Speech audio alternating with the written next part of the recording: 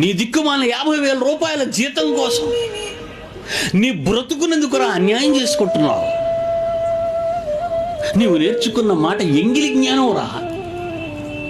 ఈ ప్రకృతిలో ఉన్నది 60 ఏళ్ల జీవితంలో నువ్వు నేర్చుకున్నది నీ కడుపు జానడి పొట్టలు నింపుకునే జ్ఞానం రా. అది వద్దు నీకో.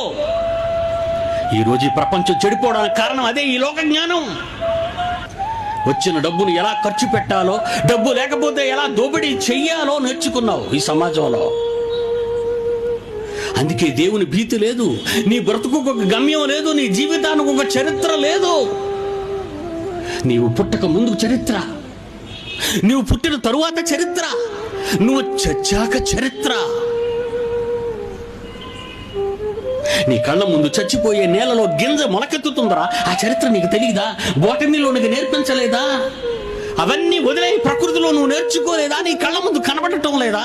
ఒక విత్తనం నేలలో పడి చచ్చి బ్రతుకుతుంది అంటే నీకు బ్రతుకు లేదన్నది ఎవడురా? అన్నది వాడెవడో పిచ్చివాడు.